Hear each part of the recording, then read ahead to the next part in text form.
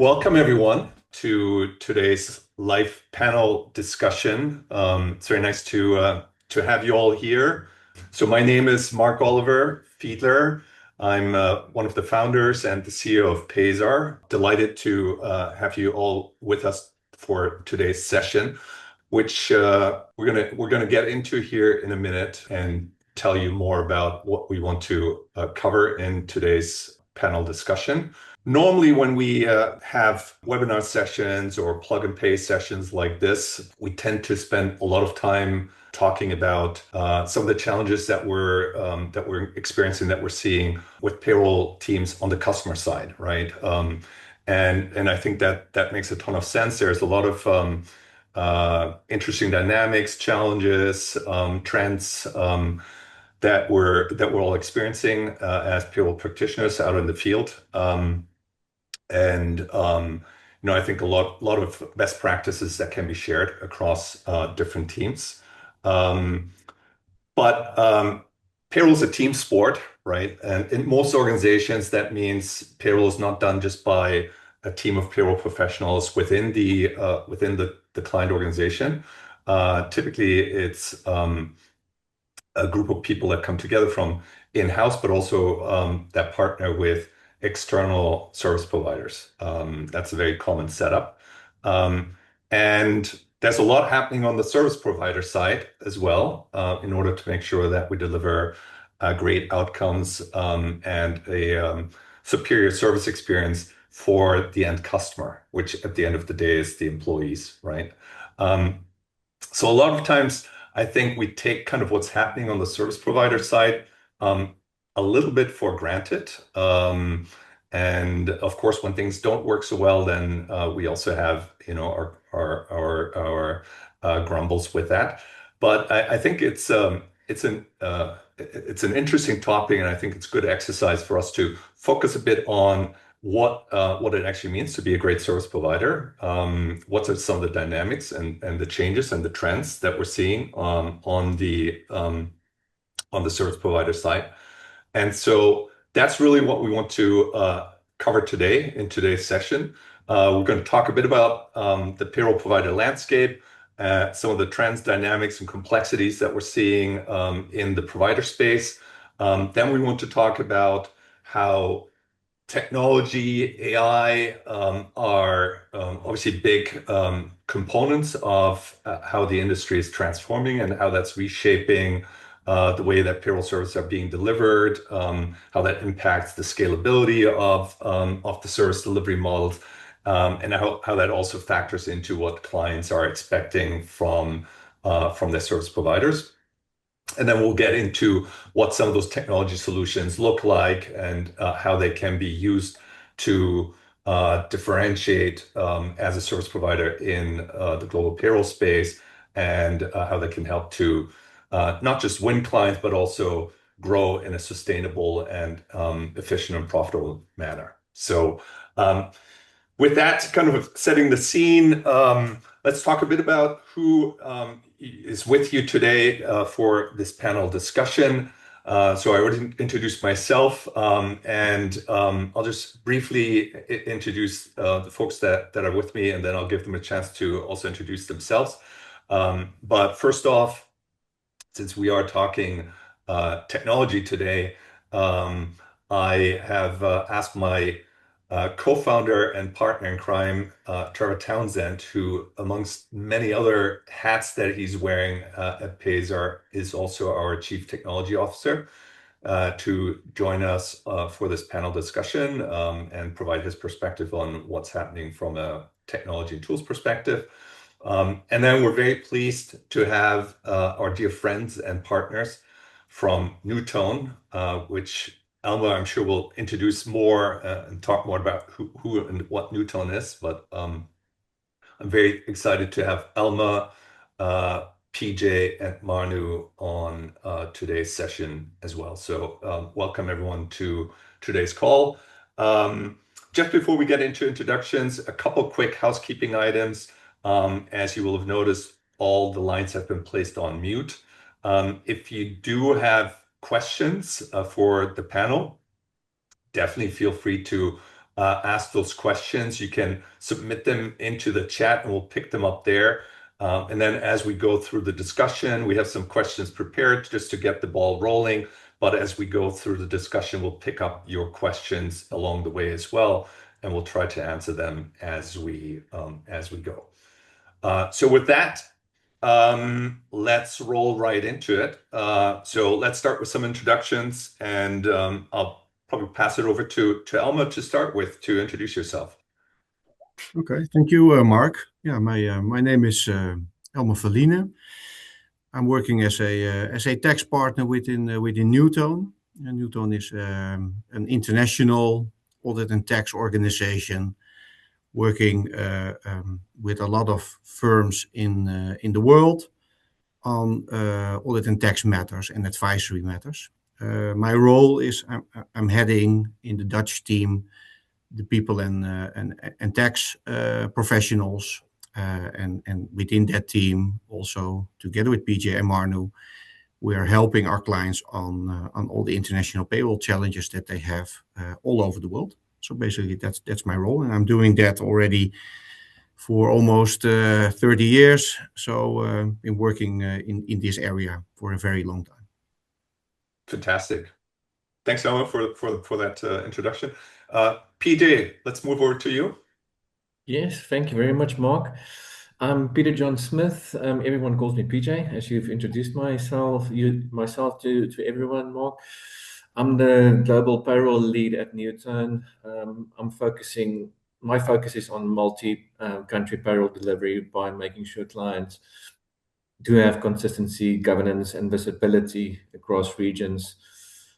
We as a team work mainly with companies, expanding rapidly and helping them shift from fragmented local payrolls and scale all those clients to a global model. Payroll and finance has been part of my career for the last 15 years, and I do really have a passion for payroll as well. And it's very rewarding for me to work with small companies as well as enterprise organizations to show them the benefit that a well-oiled payroll engine can do for you as a business. Super. Yeah, very nice. Thanks, PJ. Brings us to Marnu. Yeah. Hi, everybody. I'm Marnu Gouws. So I'm a senior payroll specialist with Newtone. My expertise mostly lies with technical payroll implementations and assisting clients with configuring their systems according to their legislation, reporting needs, and so forth. So I sit in the intersection between technology, process design, and payroll. Excellent. And Trevor, you want to say a few words about yourself as well before we move on? Very briefly, yeah, I've spent the last 25 years developing HR and payroll technology at different businesses around the world. Really passionate about the space, and as Mark says, I'm responsible for product and technology at Payzaar, so delighted to be on the call here today. Super. All right, so we've got a great cross-section of folks with different areas of expertise and experience from the executive level, client relationship, through managing cross-country operations all the way down to the more technical implementation aspects of running a payroll business. So I think this will be a very nice setup for discussion here. So to start off with, a question for the panel: how would you describe the current payroll provider landscape globally? What are some of the things that you're seeing, trends that you're picking up on? Who wants to start? Elmer, maybe? Yeah, I can start. I think it's very challenging, let's say, for organizations to becoming compliant for your people, for your workforce. That's a trend that we see. That's also one of our missions, that we say we want organizations to navigate to a more complex world. So this is basically also what we want to achieve with clients. And what we have seen is, as it was already indicated by PJ, it's becoming more and more challenging to understand what's going on in terms of legislation, in terms of everything that affects the workforce. So what we have seen is that you need to bring that together. If you isolate those challenges in countries, it's a standalone approach, which basically makes it more difficult as an organization to really understand what's going on and that you're compliant. So this was a trend that we saw already many years ago, which was also the reason that we got connected with you in terms of understanding that technology is a critical part of that, and it will becoming more and more important to use the technology to be able to meet those requirements and controls that companies want. Yeah. TJ, Marnu, anything you want to add? Yes, please. What I've found and what we've seen on the ground is that there's still a lot of manual processes still everywhere. So clients, they still use spreadsheets where they create errors and it slows everything down. What we also see is low visibility across countries. When payroll runs in different systems across countries, clients lose the ability to compare regions and spot any risks. That's a huge thing that I found that the C-suite really looking for when doing reconciliations. And thirdly, regulations in countries do change constantly, and over half of the companies face penalties recently by not being compliant. It is tough. It's a tough environment for global teams out there. And I normally bring the iceberg effect in when I do explain this to the payroll world and to clients, is that people see payroll as a tip of the iceberg, and that in fact is the monthly pay slips, but they don't see the huge operational mass below the surface. Data handling, regional complexities, audits, and compliance updates. So, yeah, there's a lot that can be discussed today. For sure, and we'll get more into some of those details. Marnu, at that level, anything from your side that you're observing from the kind of more technical implementation? Yeah. From a delivery perspective, from my side, there's just been a recent change from a client perspective to having a system that they configure it, right? One payroll system. It has now changed to entire infrastructure. Clients no longer just want a payroll system to do the processing. They want workflows, they want reporting visibility across different countries and all of that. So it does make it complex, but it also opens up a large opportunity for us providers. For sure. Trevor, anything from your end?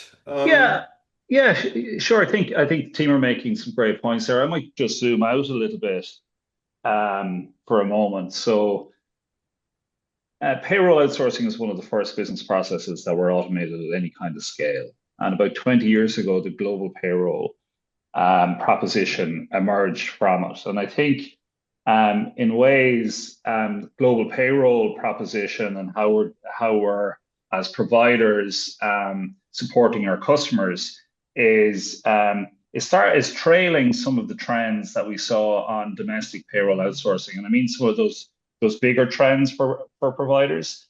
And if I was to kind of zoom in on a couple of key areas in terms of the provider landscape, we're seeing a lot more competition in the global space. So on the domestic payroll provider landscape, we know there, like in many markets, is a very competitive space.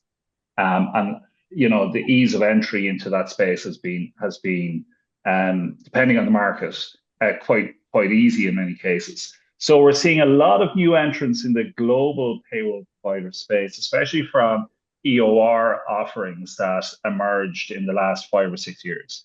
So as we saw competition and very competitive the domestic provider landscape, we're seeing a lot more competition now in the global landscape. Now, look, this is a good thing from for providers that are already in the market. It helps, I suppose, to sharpen their proposition. and also an indication that there's plenty of underlying growth still in that marketplace. So if we think about a more competitive landscape for the payroll provider serving their customers, well, look, what are they going to need to do? They're going to need to look at their scope of service, the flexibility around that, and how they differentiate from other global payroll providers to get that edge. And sometimes there's big things that you can differentiate on, and sometimes there's small things like, could I push out the payroll cutoff date to give my customers more flexibility? On the technology side, for sure, there's a lot happening at the moment, and like we are at an inflection point in the industry, and we all need to embrace some of the benefits of AI.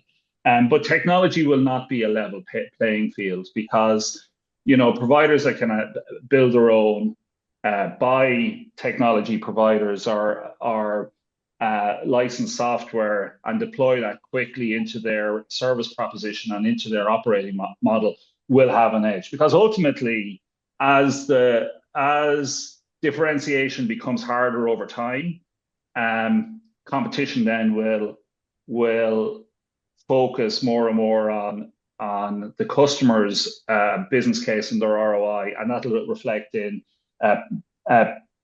potentially erosion of price. So how do providers then defend margin? And surely technology needs to provide a big part of that. So for me, what I'm seeing with the global payroll offering is maturing of the proposition, is a maturing of the marketplace. There's still underlying growth and demand for global payroll services, but competition is intensifying. Yeah. So so you touched on a lot of good points there, all of you. So let's unpack that a little bit further, in terms of competitive environment and differentiation, and tying it all back to the customers that are being served. So when we look at customers, what are your thoughts in terms of changes in their expectations towards service providers when it comes to the quality of service, the responsiveness, reporting capabilities, scalability of your service offering across borders, all those kind of things. What are some of the things that you pick up when you're out there talking to clients that's really kind of moving the needle, or is really kind of driving their ways of looking at the solutions that are being offered out there? Yeah, I think perfect question. I think also from Trevor, a lot of EORs are coming up. Landscape is changing. A lot of organizations stepping in the business. Yeah? There is a lot of business there. There's a lot of growth. I think for us, from our perspective, is how we will differentiate, how we want to differentiate from let's say a lot of organizations, is that we want to bring the best knowledge to clients. I think it's not just bringing fast services. It's really important to be doing the fast services, being efficient, being effective. But I think there's also a lot of organizations who really truly understand that if you make mistakes, if you don't take a broader picture towards your workforce in terms of your challenges, you might miss some very important changes in some legislation, which in the end results to non-compliance or to other topics which you don't want to step in, right? Like penalties or fines, tax issues that may come up. So I think for us, it's bringing that, let's say, knowledge from law, tax, payroll, HR, in that combination, combined in a let's say, people that are there in the country who know what they're talking about, bringing that to clients. And then, of course, you have this competition when it comes to only, let's say, the lowest cost of pay slip. Then that's organizations. It's also a decision by organizations. We want to pay as less as possible, or do you want to have a bit more quality and understand a bit how you really become in control. I think this is, for us, a really important starting point. And that's a conversation that you need to have together. What is the quality that you want, and how does technology facilitate that? And so that's at least our view on that. That is as it becomes more complex. I think it was Marnu who said it. Payroll is not an easy job. It's a complex job, and you want to have the right partner in crime to do that correctly. Yeah. Yeah, and to touch on that, like Elmer mentioned, consistency is key. So especially with across-country implementations, assisting them with the payroll needs, we always need to focus on that consistent providing good services. What we've seen as well is that client expectations increase dramatically due to the fact that they want to onboard faster, implement countries faster, and access meaningful reporting immediately. My past experience, what I've seen is that a CEO or CFO would come to me and say, I want this reconciliation of these reporting, but I've got different offices around the world. How do we do that? And that's a problem that we faced for many, many years. And Payzaar is there and is solving that problem now for us. Yeah. Yeah, there's a number of things there. I might just add that from the extensive range of provider customers that we have that are using our platform, increasingly demonstrating time to value, which is I think just picking up on PJ's theme there is important. I think businesses are impatient with long project and long implementation timelines. And that time to value thing is really important. And the other thing then is just adaptability. Cycle times and changes within your customer organization are speeding up the whole time, right? They're not planning their employee experience, their expansions, they're opening up in new markets. They're not planning that around their payroll strategy. Payroll needs to deliver for the customer. And that means as providers of these services, you need to have tools and platforms that allow you to hit the time to value and adapt as your customer is moving, as your customer moves across markets, and as your customer makes changes in markets as well. So I think, the old days of monolithic systems that were slow to change, hard to implement, really people don't have patience with that anymore. And I think there's a new world coming in terms of what those solutions might look like. So let's pick up on that. So things are changing faster. You need to demonstrate faster return on investment. Impatience is the word that I heard. So if we're then getting into, as a service provider, measuring up to those expectations and hopefully meeting and exceeding those expectations, differentiating yourself from others that are obviously also faced with similar demands and challenges.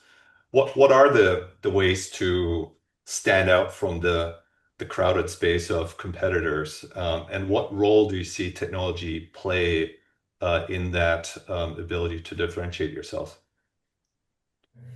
Yeah, I would say tech makes it delivery predictable, and it eliminates back and forth and provides real-time visibility. We have seen that modern tech is becoming a major differentiator. No more emails going back and forth and spreadsheets, by using structured workflows, validations, and automation, which reduces errors and speed things up. That in a compacted version also helps, that it results also in ensures your processes are GDPR compliant, making sure that the payroll from operational burden to a strategic asset. And your payroll doesn't have to be a burden. And we've got technology now in place. And as we've been saying this whole time, that technology is advancing by the minute. And we'll get to that later, to the other questions as well, when we talk about AI as well. but we need to make sure that we use technology, but also keep the human element in it. But it's important to use the technology that we've got at our hands at this stage and make it an asset. Yeah, maybe also to add, I don't know who is in this podcast, of course, who's listening to the podcast, but I can imagine a lot of payroll professionals as well, right? Global payroll professionals who are listening. I think the role is changing. Eh? So how is technology changing the role of how payroll professionals are having a sit in the organization, fitting in their role, making sure that you can communicate to the auditors, that you can communicate to the HR team, that you can communicate to tax. It's important, and if you, the only way to really be that good, let's say, partner in the organization is by using state-of-the-art technology, because reporting is becoming more and more critical. Data, you're sitting on really, as PJ said, very important data, a lot of obligations to report. And you want to report in a quality way. That's important. You want to report fast. You don't want to look into in the systems to prepare data and reporting. It's important that you have it there, that you understand a bit the role that you have, and it's important that you find the right partners in order to meet those challenges. And I think technology is going to be the only way in able to do so, because it's not getting more easy. That's what we have seen, of course. We all see it, all the changes coming to us. Yeah.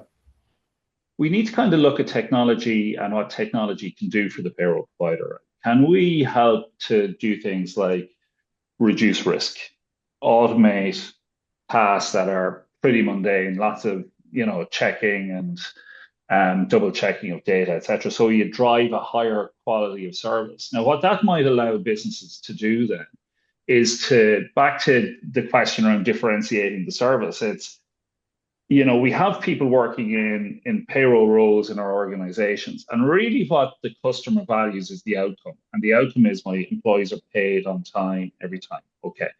That's just a basic expectation.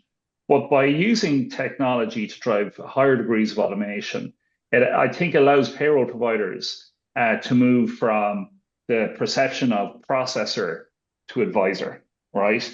As Elmer says, look, global compliance is becoming ever more complex. That's just the reality that we're in. So if we have our customers will tend to value those services that keep them whole, that reduce risk, reduce exposure to penalties or compliance investigations in different markets. They're the things that they will value, and hopefully payroll providers can differentiate on. Sure, the core business is there, and technology has a huge role to play in delivering that core business to 100% right, on time, every time type standard. But for me, I think this is what we should be thinking about when we're thinking about technology: is how do we put our people in front of our customers to deliver the kind of service and advice and support that they want. And look, let's use the technology, what the technology is good at, which is automation and processing the data. I do want to dive a little bit deeper into, how technology is helping to transform the service delivery model. And Trevor, you already touched on, there's efficiency, there's risk, there is scalability, right?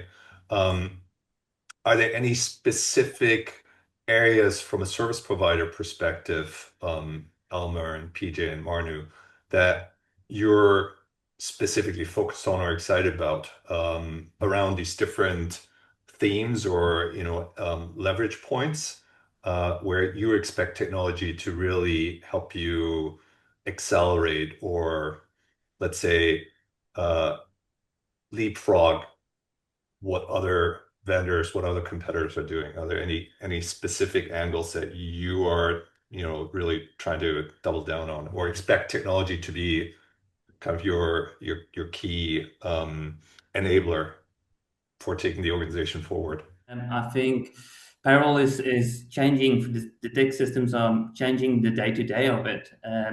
I'm especially excited, PJ mentioned it as well, on the data validations and the alerts that payroll systems have in place these days.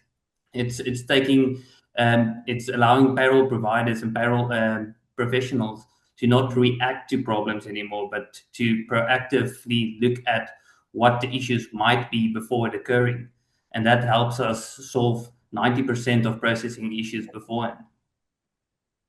Yeah, I agree with you, Marnu. And the benefit with scale technology is that data flows through one model, and the result is real-time reporting across all countries. I can't emphasize enough that that's what reporting headache we had so many years for so many years now, is that getting a dashboard or a report back to a CFO that's consolidated and it's real time, and it's you can do your forecasting accurately. There's no more waiting for payroll runs to be closed. And you wait for the next month until the finance has posted all your general ledgers. So yeah, that's we are very excited about the expansion and efficiency and the reporting that Payzaar also offers, and where the technology is going. Yeah. I wonder, did you see also a change in the kind of target audience, I suppose, the kind of organizations that you're working with or that are approaching you to help them. And what I mean is, I think we've all recognized the world is changing faster and faster. And I think with that, we see also organizations that are exploring global opportunities as part of their business model. Much earlier than maybe in the past, where organizations would gradually grow to kind of a strong position in their home market, and then they would start to consider, okay, now let's take our business model and grow across borders. Do you see that as a trend, and with that kind of a change in, because these are organizations that are not already very large players in terms of operational maturity and headcount, but they do face these complexities of managing employees across borders much sooner than in the past. And how does that translate into the support models that you need to offer from the service provider side? Yeah, it's what you say, Mark. It's connecting the dots, right? It's what we did in the past. We did payroll in the countries, right? And then we could do the payroll locally. We could look at the legislation, the law, and everything. Yeah, that was already done. But together with you now, we have the technology to connect the dots. So I think this is important for clients, connecting the dots. And then when you are connecting the dots, you can identify much sooner that there might be a risk that you need to assess. I always give examples, because then it's clear for people what we mean. If you in the Netherlands, we have an unemployment rate of 3.5%. So basically in the Netherlands, finding new people, talented people is impossible. So organizations will find people in different countries. So a company says, okay, I'm a Dutch company, but I will hire a sales director in Spain. And then we process a payroll there. What you want is connect that, right? Because when you connect that, then basically from the data that you combine, you're looking at the same data from all the countries together. Then basically you identify risks, like could that be a permanent establishment, or what kind of risks might occur in the fact that we are doing this. So for us, it was strongly using technology, and together with you a few years setting this up, enables us connecting those dots, making it better in terms of processing payroll, filing everything, but also seeing the risks, being a really good partner for companies to say, these are the things that might have an impact on your business and on your goals. You want them to meet their goals, which is they want to focus on growing their business as well. And we need to make sure that we help them, that they are awake at night by the fact that they may have issues that they didn't identify. And I think this, if we do that, that is I think, a goal from your side and from our side as well. It's Yep. Good. Anyone else? I see Trevor kind of. Yeah, kind of angling in on this one, and again, just from a generic payroll provider perspective, and I think the customer situation you highlight, Mark, is a good one. You know, where businesses are expanding internationally way earlier in their, you know, in their evolution in previous periods. And what does that mean then for a payroll provider, right? The likelihood is you're dealing with a customer that has immature processes, lots of fragmented systems. They will grow at all costs, right? And we know from a payroll perspective, the root of all evil is fragmented data, right? But it's also our reality. So we need to be bringing payroll tools and modern technologies to bear. So let's embrace those as problems, and let's do a really good job at that level, right? Because if we want to move from processor to advisor, if we can't give the customer the basics around a good, robust, accurate, on-time payroll, it's hard to have those higher level conversations. So let's embrace it and let's deploy tools to sort it out. And the reality then is, from a provider perspective, you know, we need to be looking at competition and driving down our cost to deliver, right? So we've mentioned that already, but Elmer made a really good point about the Netherlands. And there was a conversation I was party to recently where, you know, where I asked someone in a payroll provider context, well, look, are you worried for the industry with the emergence of AI? And this lady said, she said, no, she's really embracing it and looking forward to it, because for the same reason as Elmer highlighted, it's really hard to get people. So where, you know, where you also have a kind of compliance dimension to the and a judgment dimension to the service that's delivered by payroll providers, you know, we need to be looking at the people we already have in the industry, automating tasks that are essential, but maybe not the most exciting tasks available, so that they can focus on that advisory piece and not be chasing down inaccuracies arising out of payroll data. So look, again, I think technology has moved on in leaps and bounds, and we are at a real inflection point right now with AI, that might let us, you know, take care of the people we already have on the provider side of the industry, keep them in our businesses, and put them in positions where, you know, they're serving the customer, they're deploying judgment, they've moved from processor to advisor, and the technology is delivering the basic but essential robust payroll services that they demand. Yeah, 100%. Yeah. PJ, did you want to come in there, or? Yeah, please. So let's take a step back as well. We're talking about technology as well, is that companies normally have a very strict no-go zone when they say, oh, I need to change the payroll system. How do we go from changing payroll systems globally? And the best part of this is, with our technology, we just plug in, and there's no change management whatsoever to be done. So that makes it also a benefit for most global companies as well. So you don't go through that change management country by country by country, and you're looking at implementations that's going for years. We come in, we do our thing, and we give that specific reporting and accurate reporting what everyone needed. Yeah. And to add on that also reduces a lot of costs. Right. Yeah, and I think that's important, especially for the kind of audience we just been talking about, you know, smaller, mid-sized companies that internationalize sooner and sooner. For them, it's going to be very important. For everyone, it's important to, you know, get to value quickly, right? That's the expectation, but especially for small, mid-sized companies that don't have as deeper pockets, big budgets, that can't afford to, you know, go through a big change implementation project for 2-3 years. In their world, right, that a lot of fast-growing startups live in, that's an eternity. You need to deliver results in weeks, or, you know, maybe months, but not years. And that's where I think modern technology that's has productized solutions, and also is kind of structured in a way where it can be deployed in a very targeted modular manner, right? You don't need to boil the ocean if you have some very specific pain points. I don't know, as a mid-sized company, maybe you've now grown to a level where your organization has decided to roll out a global HR solution for the first time.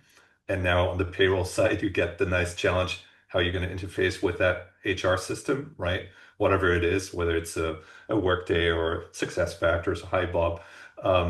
And so now you get to figure that out. Well, if we can help those clients with some smart, pre-built, configurable, integratable solutions that pick up that information from the HR system and make it possible to feed that in a reliable manner into all the different local payroll engines, which invariably will continue to exist, right? Because that complexity, as we already talked about, is not going away. If anything, the complexity across different borders is getting more and more pronounced.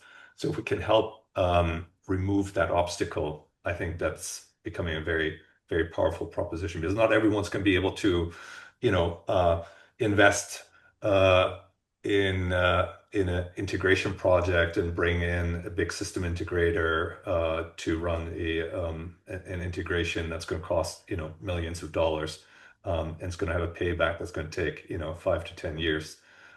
So I think there is a very important value that can be created with these modern, more adaptable, flexible solutions. I think, Mark, and just to come in on that, I think that holds for on the inside of the provider business as well, right?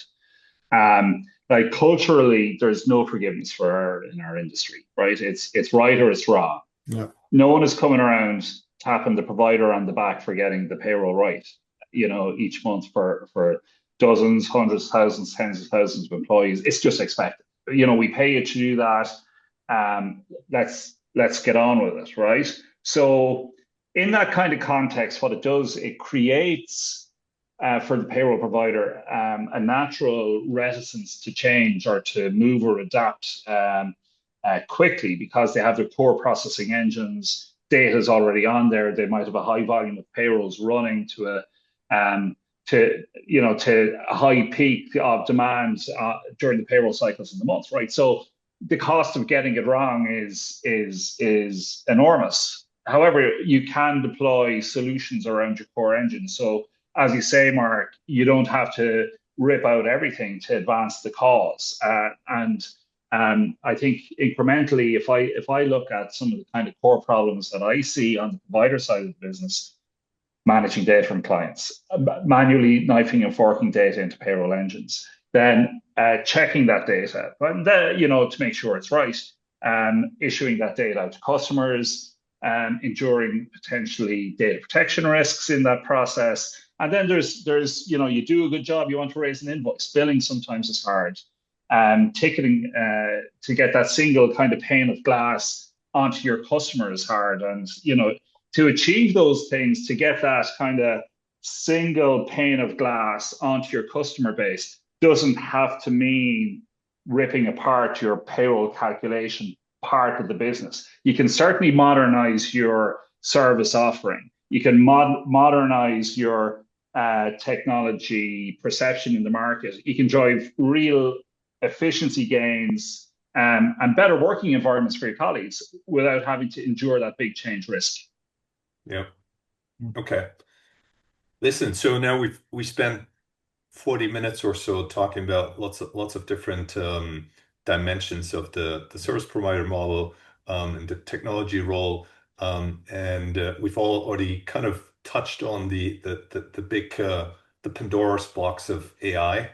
So I want to spend a little bit of time getting into that now, because we'd be amiss not to jump onto that bandwagon for a minute.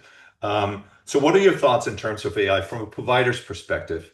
Back, Trevor, to your point just now, right? There's benefits to be gained through modern technology for solving the customer's pain points, but I suppose for Elma and PJ and Marnu representing a world-class service provider organization, what are your hopes, expectations, maybe already, ways of deploying and getting into AI capabilities that you're seeing as becoming kind of the important parts of your current and future delivery model?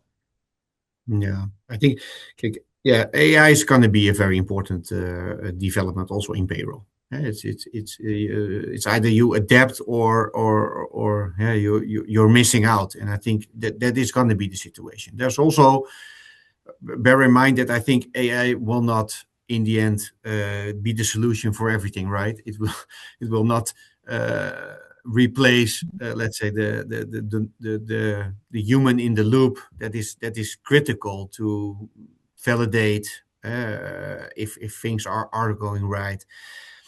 It's like Trevor said. I think AI, as we have implemented AI in terms of trying to process the payroll more efficient, more effective, try to get validations on tax matters, like our clients do as well, right? And clients expect us to use AI to be more efficient and more effective. And I think AI can really help in that. I think ultimate goal that we want, the transformation, that we will be more data driven, and we will be more the advisor and not the processor anymore. So AI will help in that, let's say, transformation. I think clients in the end, or organizations, what they want is an advisor who can see in the data that there are challenges, and that he can discuss, these are the challenges that will come to you. We can look a bit ahead instead of there were things in the past and we need to solve that for you. So I think this is what AI will bring us. And I think we talked in the past, Mark and Trevor together, that we had similar developments in the past with tax assurance, when things came to the professionals. They said, then it's terrible. There will be no jobs anymore. I think it's not. Don't be scared. Just adapt to it and see the opportunities, and then make it better. I think for the payroll professionals, from my perspective, a wonderful time will come for them, enabled to do things more efficient, to be using AI in that process as we are doing now. Enables the team and also on the side with organizations to focus on things that are much nicer to do for organizations and make your impact even bigger, right? So I see wonderful times coming. Yeah, excellent point, Elmer.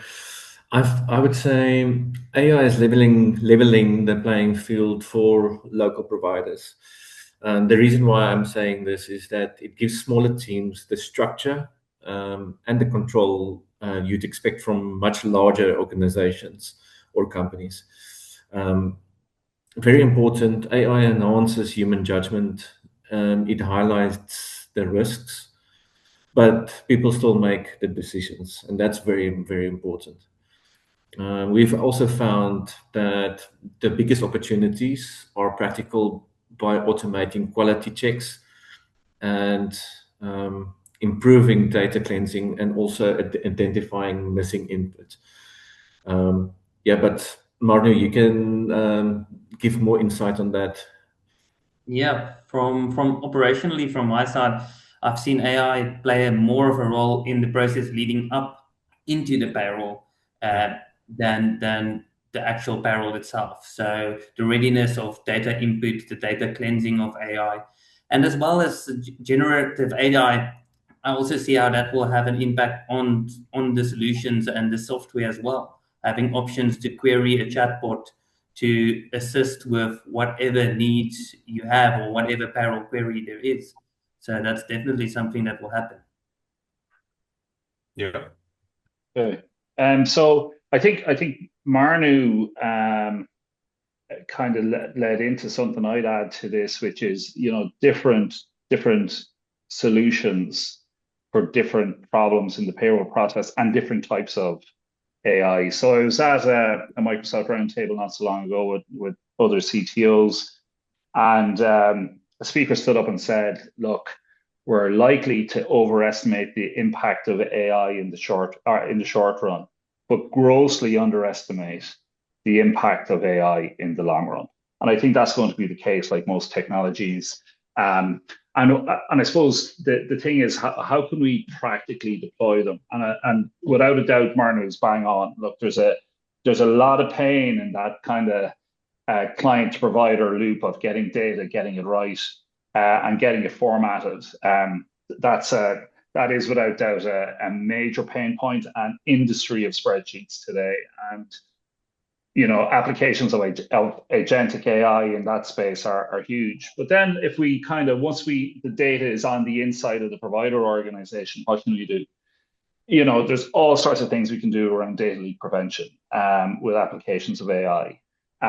There's, unlocking provider insights through their workflow. If you're tracking your workflow across your customers, unlocking that through natural language processing to be able to say, look, who are our profitable customers? Who are our really good team members? Why consistently is this customer late in providing us data, and how does that correlate with the accuracy of their payroll? So we're starting to unlock insight. And again, Marnu mentioned applications of generative AI.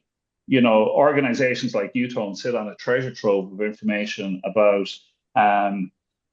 payroll legislation or regulations in countries all over the world. There's huge opportunities there to be able to enable team members to provide and serve their customers in that kind of shift from processor to advisor role by unlocking that through generative AI and giving customers access to that type of information.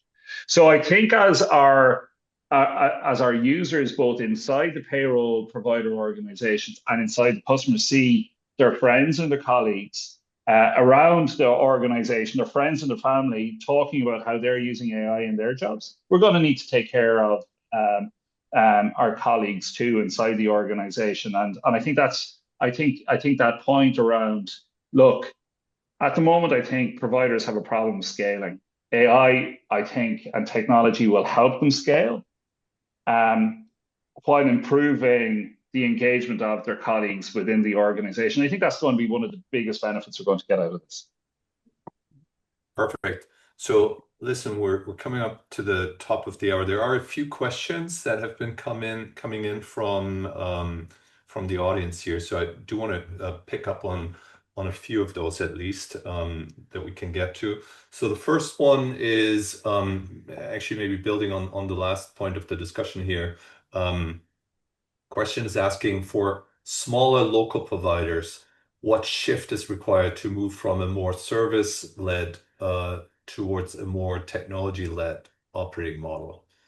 So any thoughts, reactions on that point? Will I take a swing? Yeah, go ahead. Anyone. I challenge it and maybe rephrase it a little bit. I think, how can technology help you move to be more service oriented? Because that's the premium that your clients will pay for.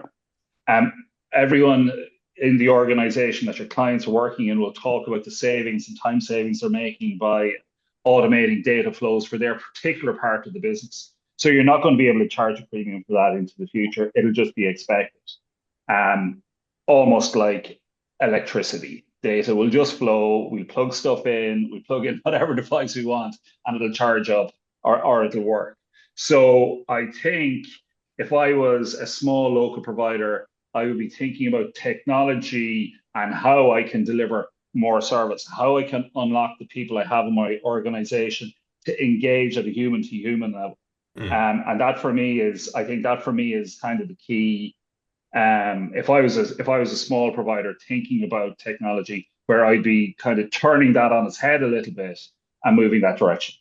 Yeah, very, very, very interesting point. So I think the important thing that you were saying is, don't shift away from service and sort of divest from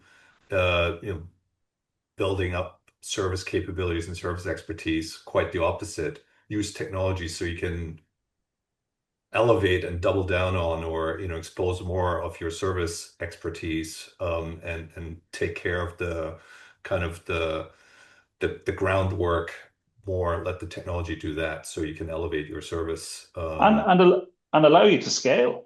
right? So can you do more with the same number of Right. people, but at higher values? I think that is the from a customer experience. I think we approach it from a customer experience is how do we make sure that you're relevant.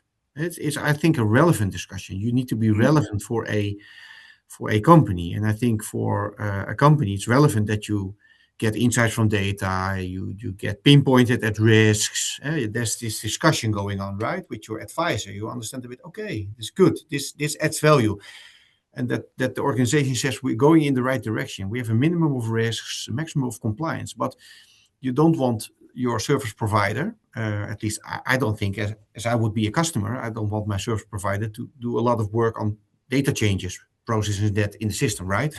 You want that to be automated, going as efficient as possible. And that's what PJ and Marnu also said. That's, I think, the big benefit is minimizing a lot of those things, standardizing a lot of those things, right?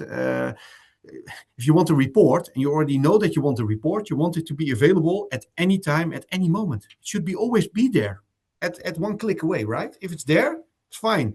Then you ask other questions that might be relevant. I think that's the way to go. Yeah. Perfect. So listen, we're coming up to the top of the hour. Unfortunately, we're not going to get through all the questions, but is there anything that any of you want to leave the audience with, people that are thinking about, maybe audience members from a service provider perspective, building on kind of the experience that Newtone has gained over the last few years, building up your delivery model? Any recommendations, learnings that you want to leave people with as we wrap up?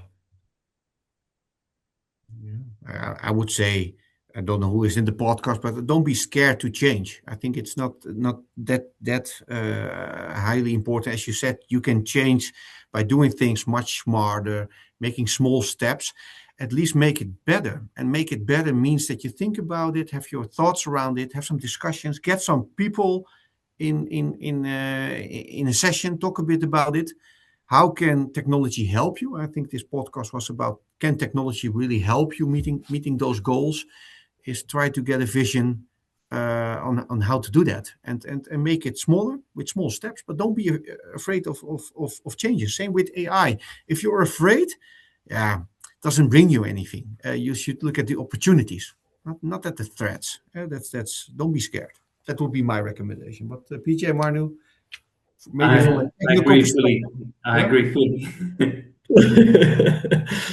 Yeah, I just want to actually just add on what advantages come from white labeling Payzaar as Ignys. We give our clients consistent, fully branded experience across all countries. So what I mean by that is we control the experience end to end while using world-class tech under the hood, and that's Payzaar. All right. Well, listen, we're out of time, but I think we covered a lot of ground here. I thought it was really good, interesting discussion. Hopefully everyone who joined us enjoyed it. This will also be made available if you want to share it with your friends and colleagues. We will share the recording with everyone who was on for today's session as well as who registered. So looking forward to that. Thank you to all the panelists for the interesting perspectives you each provided. This was fantastic, and hopefully more to come along similar lines. So thank you very much, everyone.